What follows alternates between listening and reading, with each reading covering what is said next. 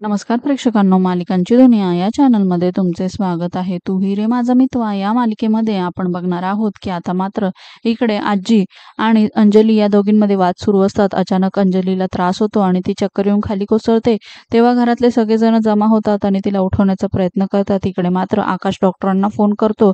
सतत अंजली मात्र ईश्वरीचं नाव घेत असते, त्यामुळे आता लगेचच काय सुरू होतं हे मात्र अर्णव मामांना विचारतो। तेव्हा मामा म्हणतात या दोघींमध्ये काहीतरी बोलणं चालू होतं, तेव्हा मात्र अचानकच तिला चक्कर आली। आता मात्र अर्णवला आजीवर संशय येतो, आजी घाबरते। तर तेवढ्यात आता पुन्हा ईश्वरीचं नाव घेत असल्यामुळे इकडे मात्र आता मामा म्हणतात की सतत बघ ना, ईश्वरीचं नाव घेते आहे। आकाश म्हणतो आपण तिला बोलवायला हवं का?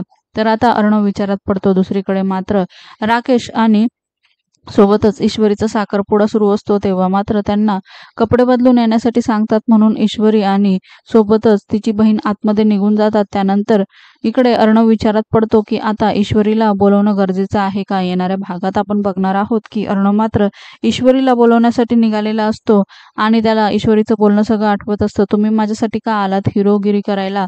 दुसरीकडे मात्र आता अर्णव आणि ईश्वरीचा साखरपुडा तर होणारच असतो, परंतु आता राकेश आणि ईश्वरीचा साखरपुडाचा जो कार्यक्रम सुरू असतो, तेव्हा मात्र आता इकडे जेव्हा तो त्याला रिंग घालणार असतो, तेवढ्यातच आता तिथे मात्र अर्णवची गाडी येते आणि हे बघून मात्र राकेशच्या हातातली रिंगच खाली पडते आणि ती मात्र अर्णवच्या जवळ जाऊन पडते। दुसरीकडे तर अर्णव मात्र आता राकेशचा चेहरा बघतो आणि राकेश तिथे असताना आता अर्णवला पूर्णपणे खात्री येते। दुसरीकडे राकेश मात्र प्रचंड घाबरतो अर्णवला तिथे बघून। मालिकेच्या अशाच नवनवीन भागांसाठी आपल्या चॅनलला नक्की लाईक करा, शेअर करा, सबस्क्राईब करा।